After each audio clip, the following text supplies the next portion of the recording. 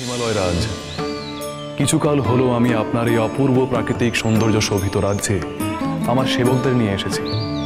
আপনার অনুমতি নেবার দরকার ছিল, কিন্তু কোনো কিন্তু নয় মহেশ্বর।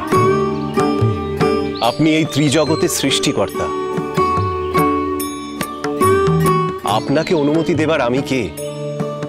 না না মহেশ্বর, অনুমতি চেয়ে আমাকে লজ্জিত করবেন না। আমি নিভৃতে তপস্যা করার জন্য তাদেরকে সঙ্গে নিয়ে এখানে কিছুকাল থাকতে চাই। এ তো আমাদের পরম সৌভাগ্য। আপনি এখানে যত কাল যত দিন খুশি থাকতে পারেন। কেবল আমাদের একটি অনুমতি দিন, আমরা যেন প্রত্যহ আপনাকে একটিবার দর্শন করার সুযোগ পাই। আমার কন্যা পার্বতী সর্বশাস্ত্রে বিদুষী, সর্বগুণান্বিতা। সে আপনার সেবা দিয়ে যাবে। সেবা? হ্যাঁ মহেশ্বর, আমার ভগিনী নিজ হাতে ফুল সংগ্রহ করে খুব সুন্দর মালা গাঁথতে পারে। পুজো পাঠে ওর খুব ভক্তি। পার্বতী নিজ হাতে আপনার ধ্যান পূজার স্থান পরিষ্কার করবে, আপনার জন্য পুণ্য জল নিয়ে আসবে। না,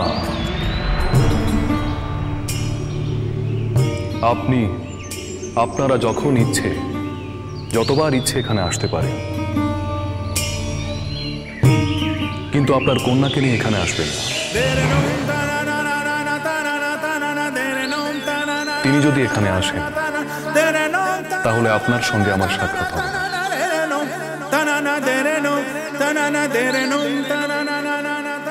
মার্জনা করবেন যোগীবর।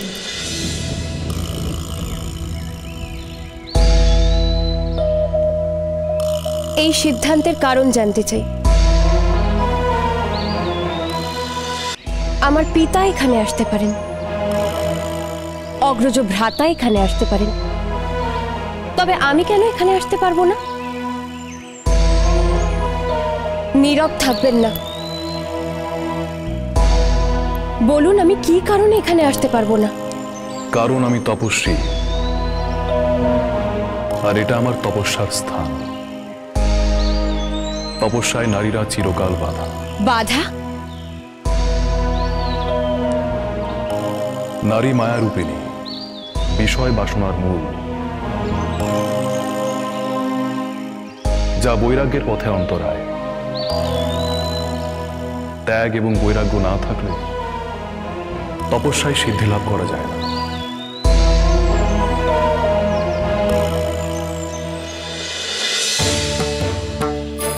জ্ঞানী তপস্বী হয়ে কি করে এই কথা বললেন মহেশ্বর? যে সৌন্দর্যে মুগ্ধ হয়ে আপনি এখানে তপস্যা করতে চাইছেন, সেই প্রকৃতি তো স্বয়ং নারী। যে বলে আপনি তপস্যা করেন, সেই বল আপনার অন্তর্হিত শক্তি। প্রকৃতি থেকেই তো সেই শক্তি সঞ্চারিত হয় আপনার মধ্যে। আমি তপস্যার দ্বারা প্রকৃতির বিনাশ করব। প্রকৃতি রহিত হয়ে আমি তপস্যা করতে চাই। যা এক কথায় অসম্ভব। মানে? প্রকৃতি থেকেই সৃষ্টি, প্রকৃতির সৃষ্টিকেই আপনি ধ্বংস করেন।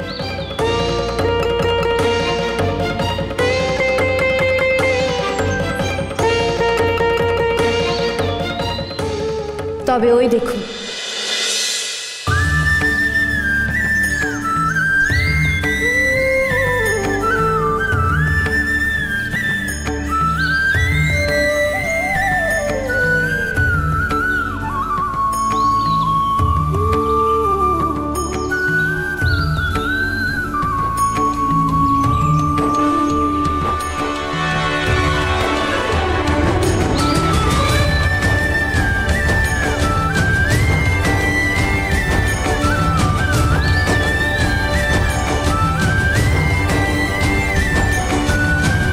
প্রকৃতি নারী শক্তি অবিরত সৃষ্টি করে চলেছে। আবার প্রকৃতির অমোঘ নিয়মে তা লয়প্রাপ্ত হচ্ছে।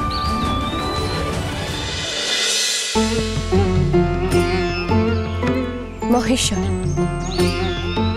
আপনার পদতলে যে তৃণখণ্ডটি রয়েছে তারও জন্ম আছে, জীবন আছে, আবার লয়ও আছে। এও তো প্রকৃতির নিয়ম।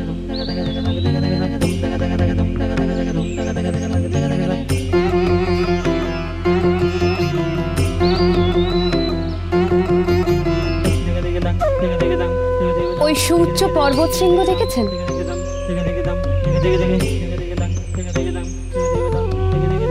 প্রকৃতির খেয়ালে সেও তো মাথা উঁচু করে দাঁড়িয়ে রয়েছে বিরাট হয়ে।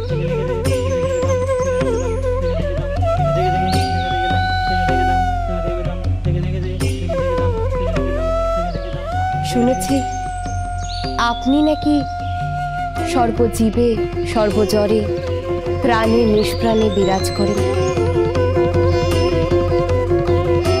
তবে আপনি কি করে প্রকৃতিরূপী নারী শক্তিকে অস্বীকার করেন জ্ঞানী যদি? সৎ পুরুষের প্রকৃতি সঙ্গ অনুচিত, তাই নির্বিকার থাকাই আমি বিধেয় বলে মনে করি। তা কি সম্ভব? এই যে আপনি কথা বলছেন, তা আপনার কণ্ঠ নিঃসৃত হয়ে প্রকৃতি বাহিত হয়েই তো আমার কাছে আসছে। আমি যা বলছি আপনি তা শুনছেন, সেও তো প্রকৃতি বাহিত। তবে প্রকৃতি সঙ্গকে আপনি কি করে অনুচিত বলেন দেব? আপনি যা কিছু দেখেন, যা কিছু শোনেন, যা কিছু আহার করেন, পানও করেন, সবই তো এই প্রকৃতির দান। তবে আপনি প্রকৃতি রহিত হলেন কি করে?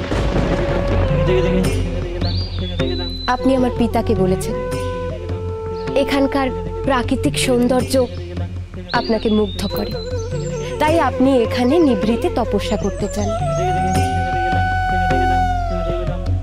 তার মানে প্রকৃতি আপনাকে নির্বিকার থাকতে দেয়নি।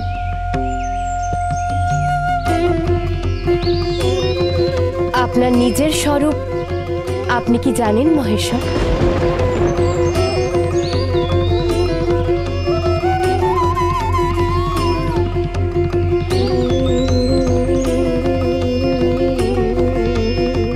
আপনি যদি নিজের স্বরূপ জেনে থাকেন, আপনি যদি প্রকৃতি রহিত হয়ে থাকেন, তবে আমি পর্বতকন্যা পার্বতী নারী না পুরুষ তাতে কি যায় আসে আপনার? আপনার তো কোনো ভাবান্তর ঘটার কথা নয়। ব্যাস কন্যা, ব্যাস, ক্ষান্ত হও। চুপ করো ভগিনী, চুপ করো।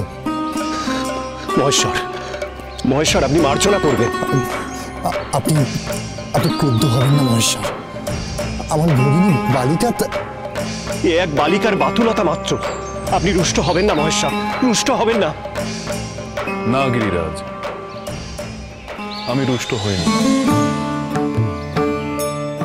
আপনার কন্যার যুক্তি অকাট্য শাস্ত্রসম্মত।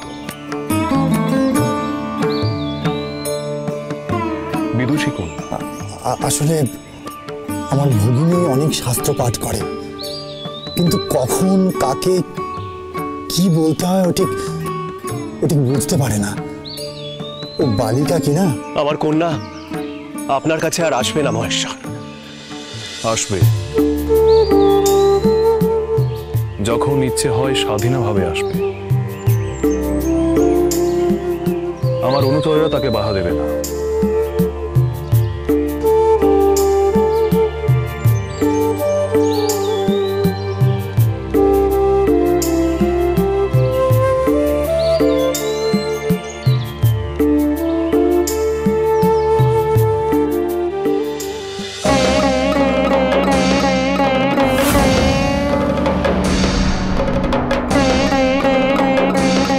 দেখে নিও, তিনি আমাদের সেই মা।